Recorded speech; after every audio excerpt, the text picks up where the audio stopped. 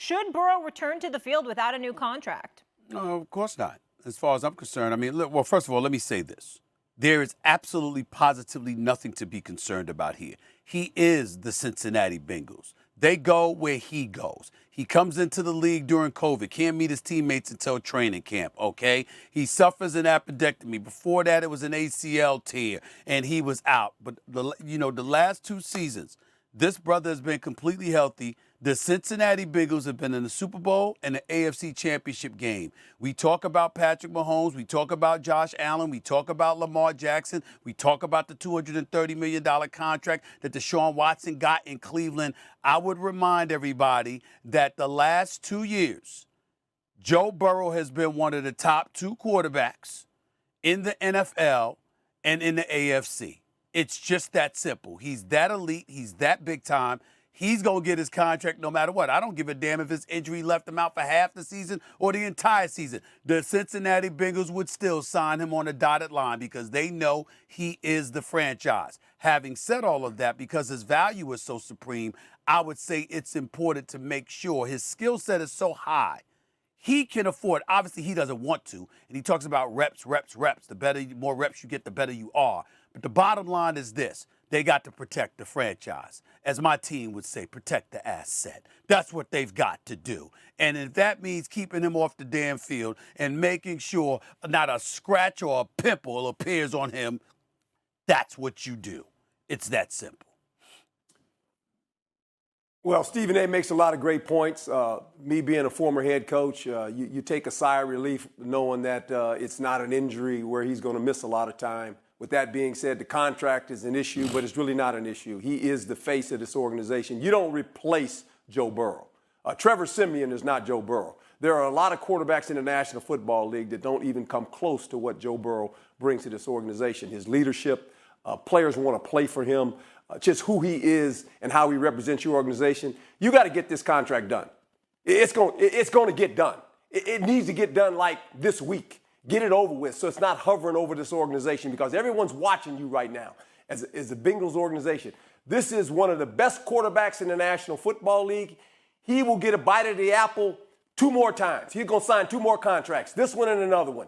He's the type of guy that he'll leave some money on the table because he wants to keep some players on his team because he understands the importance of players around him. So get the contract done. This was a scare to everybody. When he went down, everybody held their breath. Whether you're a Bengals fan or not, you want to see this guy play. This guy threw 35 touchdowns last year in one season, over 4,000 yards.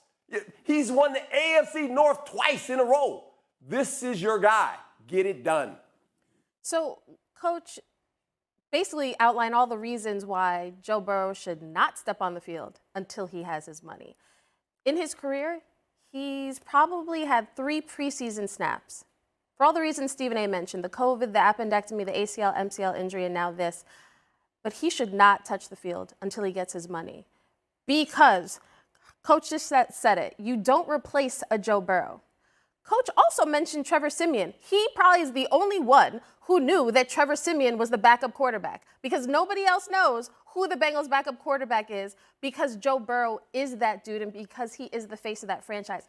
When I saw him go down, watching that clip over and over again, the first thing I thought was, oh no, there go their Super Bowl aspirations.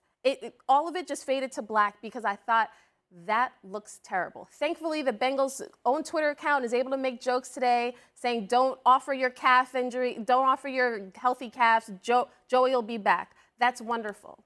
But after we've seen just the running back conversation, we've seen quarterbacks have to wait to get paid. Joe Burrow will get his money. But the point is he has not gotten his money yet, which is why with this injury, if I'm his agent, no, you sit down. You don't go anywhere. That injury, we're going to wait. You're going to get healthy, and you won't be on the field until that paper is signed. Because in the NFL, there are no guarantees. As much as we want players to be all in and to just do right by the teams, teams also have to do right by the players. So he shouldn't step foot on the field until that contract's signed. Well, see, I mean, saying that he shouldn't step foot on the field, that to me is we all agree on that, and it's very, very obvious so. But I'm going to take it a step further. I mean, if the man wants a massage, give it to him. If he wants a manicure or pedicure, give it to him. As far as I'm concerned, concerned, the Bengals should be sending the chauffeur to him. You want to make sure, I don't want to hear Uber Eats or anything else. Whatever he wants, get it to him. Don't hate A la on carte Uber stuff. Eats. These are the kind of things, Molly, listen up and listen up good. These are the kind of things that need to happen, Mellow Yellow, when you take care of the asset. You take care of the asset, Molly. Yeah, You no, understand I what I'm get saying? it. I was It's just what saying you're I supposed enjoy to do. Uber Eats. That's what you're That supposed to. was just That's vomit what up the you're mouth. supposed to do. So when I come back to the studio, Molly, I mean the other day, I shouldn't have to ask for the water while you were gone. It should have been some of your water that was in my office. You understand? Some of the food that you bring that you stuff into your bags, some of those things should be waiting for me too. I should be taken care of. That's all I'm trying to say. You knew when he had the That's all I'm glasses trying on, to say. he was going That's to all be a I'm trying to mess today. say. You already knew it. That's all I'm trying to say. Yeah. So I'm trying to say, Coach. The funniest part That's what I'm trying to is say. I brown bag it, right? I pack my own lunch, and they order him food. So don't even listen to what he's talking about. Like, food arrives for him. He Diva. doesn't think about those things. So let's just stop with that. Oh, they take care of me. You don't. Coach, you get That's the what I'm saying. final word here. Special food for Stephen A. But you've got to protect Joe Burrow from himself. Because Joe Burrow's the kind of guy, even without a contract, he's going to want to come and practice with his teammates. It doesn't happen often where an NFL team or organization gets embarrassed, and that happened here. Part of it was their own fault, relative to spending so much time trying to win the offseason. The PR, the pomp and circumstance, marching people around and all this stuff. We're not doing any of that. The Jets did that this year. You watch Hard Knocks, all of it. I can see it coming. Do you have a problem with Sean Payton's comments? Well, not only was I a head coach, I've been involved in the National Football League for over 30-plus seasons as a player, scout, assistant head coach. And there's this code of conduct and professionalism that is an unwritten rule when you join the National Football League. And one thing that I've learned from coaches that I've played under or coached with, that we all inherit someone else's job. That's just part of the deal. Once that person is gone, he's gone. And you generally don't talk about a guy that just left for whatever reason. I mean, that's just not part of the deal. Now, Sean Payton's a fine football coach. He's going to resurrect the career of their quarterback, as we know, Wilson, right? And if he doesn't, he'll get a new quarterback. He's got a 6-year contract. He's probably the highest paid coach in the National Football League. He's been in the National Football League for a long time. It was disappointing to hear what he said about another coach that has left that organization. And then he kind of jumped on the Jets. I like Coach Salas, what he said. He said, look, I'm not going to go there. I'm going to leave it alone. It'll be interesting week 5 when they play, how he'll use maybe some of this stuff for the bulletin board. But for me, being in that league, for all the time I spent in that league, this is the first I've heard a coach do that, to say something like that about a previous coach that he took over for. This is my first. This is the first I've ever heard. Now, maybe I missed it somewhere, but this generally doesn't happen. Why Sean did it, a lot of people are saying he's going to motivate his team. You do that behind closed doors. You don't need to do that publicly. What we do here, what we say here, what we see here stays here when we leave here. That's generally the code. That's the code that you kind of honor being a part of the National Football League. So that's just my take on it. Well, everybody has their own opinion. That's just my opinion. Well, listen, first of all, you're entitled to it. You've earned it, and I certainly respect it, and I certainly don't disagree with you. Nor did I disagree with Ryan Clark yesterday when he essentially said the same exact thing, and he said it very, very eloquently as well. Molly even brought up the point that Coach could have been talking about and directing his ire at Russell Wilson even more so than Nathaniel Hackett, which is something I think that there's some truth to it. So I'm not disagreeing with you, Coach. I'm just expounding upon something. And I'm going to say this in question form and ultimately give you the last word on this. Is it possible that Sean Payton did what he did? Because remember, we've never seen a coach do that to another coach before. Because there's some old school tendencies, and in other words, that code of conduct that we talk about, that's not just on the shoulders of players, but also on the coaching fraternity and beyond. Is it possible that Sean Payton took that position to protect that? It's a relatively rhetorical question for the moment, Coach. Stay with me. We watched the Denver Broncos look like straight garbage last year. They were the worst offense in the National Football League, ranked dead last in points scored. 10 games out of the 17 they played, they failed to score 20 points. They were god-awful. Russell Wilson, a Super Bowl champion, was horrendous. He's never looked worse. Never looked worse.